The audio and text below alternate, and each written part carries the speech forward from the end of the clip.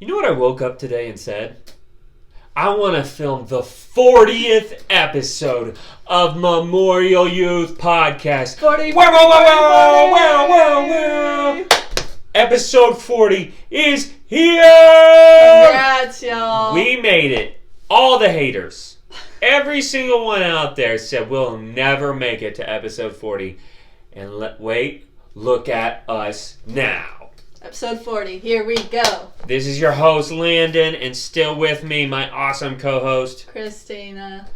Just a reminder that the purpose of this podcast on episode 40 is the same purpose on episode 1 and everyone in between there.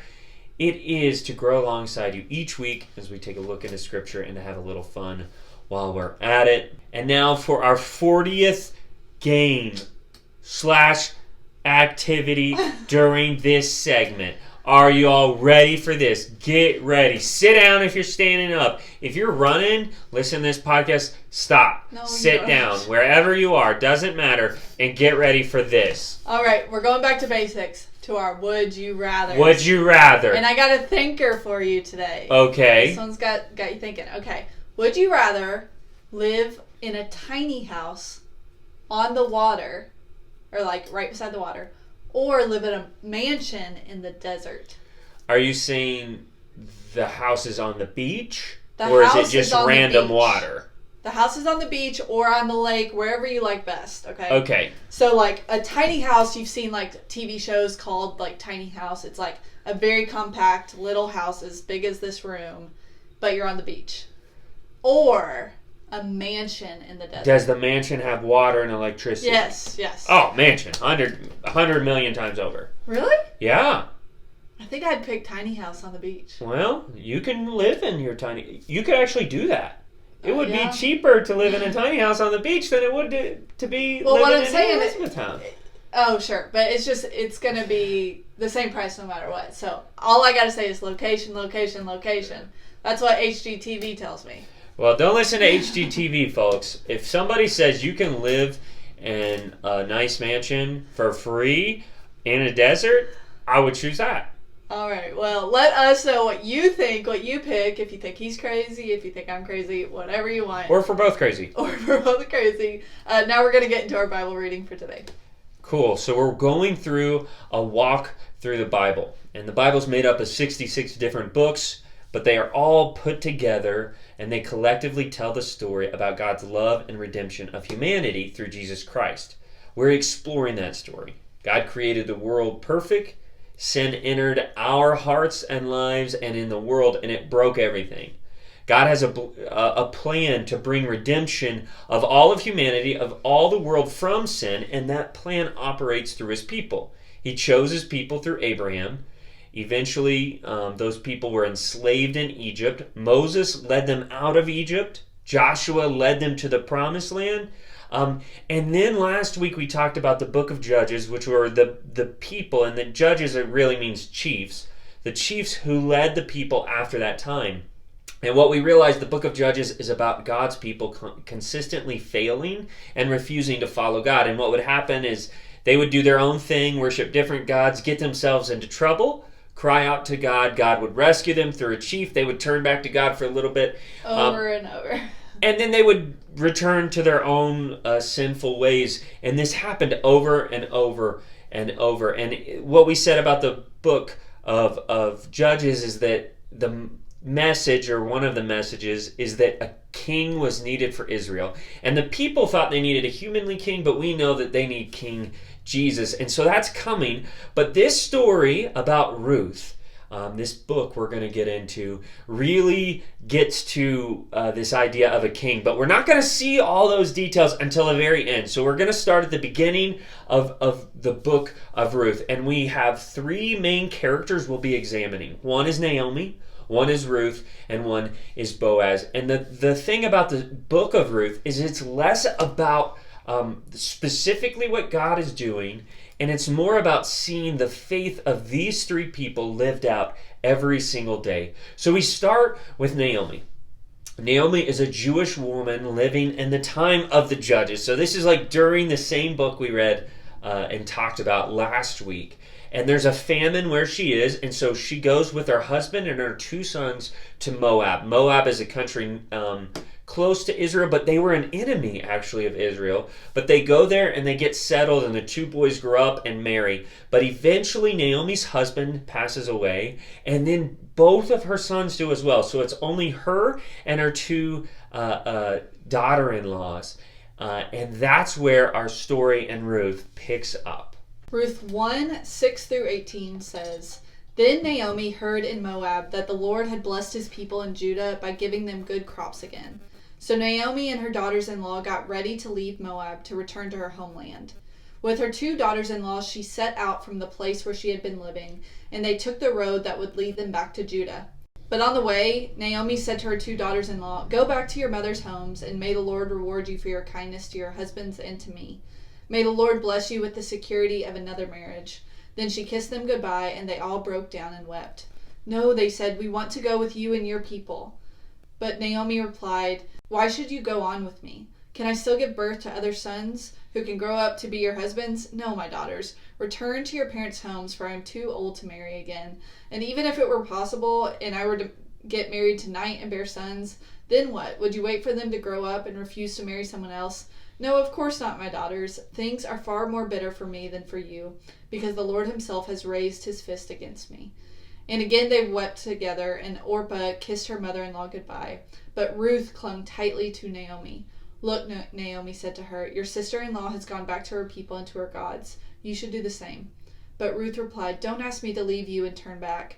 Wherever you go, I will go. Wherever you live, I will live. Your people will be my people, and your God will be my God. Wherever you die, I will die, and there I will be buried.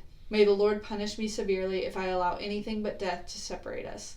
When Naomi saw that Ruth was determined to go with her, she said nothing more.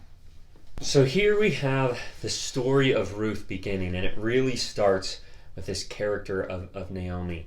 And we see that she's like going through these things, and we're going to kind of walk through different aspects of what was happening, this conversation and this journey between Ruth and Naomi. And something I want to remind you is like, this story isn't about the specifics of what God is doing. Instead, it's about the faith of the people in it. And so we see Naomi and Ruth here, and we're going to look at characteristics they lived out in their life faithfully that represent who God is and who we are called to be. And so the first one we see in Naomi is she shows kindness to her daughter-in-laws even when it's tough. And here's what I mean by that. Is she's traveling alone from one country to another. She's moving, she's leaving everything behind. And back then, family really was supposed to take care of each other. And so her daughter-in-laws were going with her to take care of her. And she's grieving, she's hurting, she's lost so much of her family, and it's really difficult for her. But instead of getting caught up in what she wants or her own life, she says, look, you two go back to your own families, remarry, have a good life, and forget about me. I'll make it on my own. It's really tough. And what I see in her is this kindness, even when life is difficult. Yeah, kindness when life is hard is really tough to do. I remember just like a small version of this.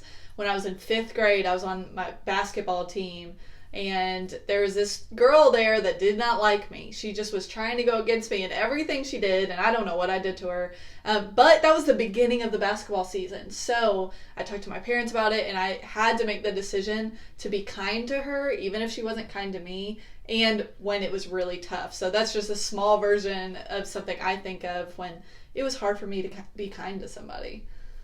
Yeah, and something I want you all to think about at home is how can you live these characteristics out? And right now, sometimes it's really tough to be kind to people, but I want to challenge you, even when life is tough this week, be kind to your family, your friends, your teachers, even when it's tough. I think in E-Town, it's a good reminder of that. All over the place, you still see the just be kind sign. So next time you see that, really think about it and think about how you can be kind to someone that day.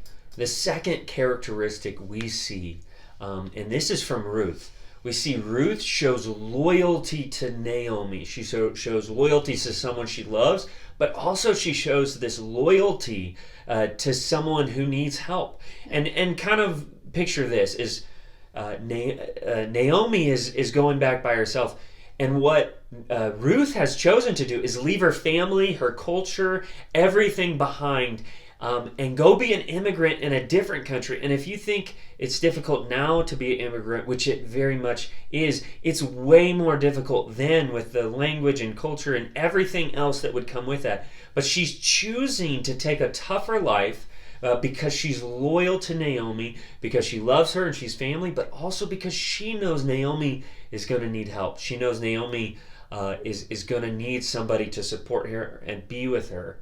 And that loyalty is a special thing for us to remember. Yeah, it's like a really honorable characteristic is to see that loyalty when she knows her life is going to be tough. She knows she might not be able to like marry for a long time or whatever that might mean. But like, I know that, loyalty to like, to Landon, that's sometimes I guess tough, but really that's marriage, and that's what I kind of signed up for. And this is something that, really Ruth had the kind of okay to go to her own place, but she still wanted to show that loyalty without a marriage certificate in the picture anymore. And it just makes me want to be loyal to my family, to my friendships, because what an honorable characteristic to know that, hey, I'm going to be with you no matter what. Absolutely. And I want to challenge you this week to be loyal to your family, be loyal to your friends, be there with them even when it's tough. Yeah. And then finally, the third characteristic we see, and we see this also in Ruth, is she shows a boldness to do what's right. And I think it's important to mention here is Naomi kind of told her to go home more than once, but instead she shows a boldness to do what's right. But that boldness isn't anger. It doesn't include a hate. It doesn't include a lot of things that we see around the country right now. That boldness says, look, I'm going to do what's right, and I'm going to do it in the right way.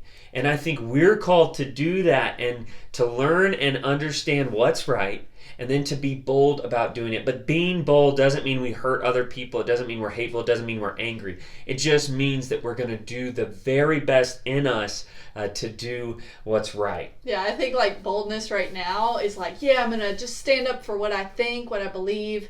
And I guess that's a kind of boldness, but this kind of boldness that Ruth had was a kind, loving, and gentle boldness. So I think it's really a good reminder to us that it is possible for us to be bold for the things we believe in, but with gentleness and kindness towards the people around us. And that's what I think a lot of people are missing right now in the world today. And so like I want us to be a people who are bold, but show that boldness through kindness and gentleness. Yeah, and I think you nailed it right there, is this boldness.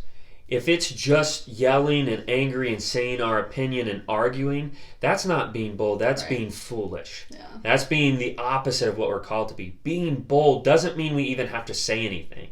It doesn't mean we even have to make a big statement. It just means we're going to live respectfully, lovingly, gentle, but do what's right. And we see that characteristic in Ruth. And the most amazing thing I love about this story is we're going to continue to see that in her life.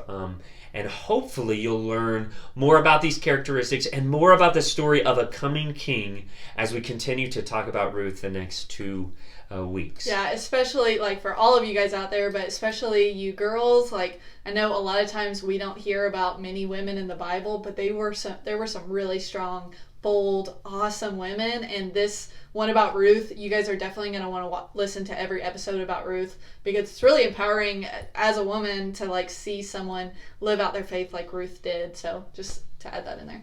Absolutely.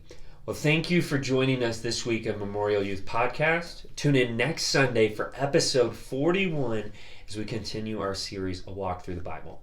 Remember, you are loved by God and you are loved by us. See ya.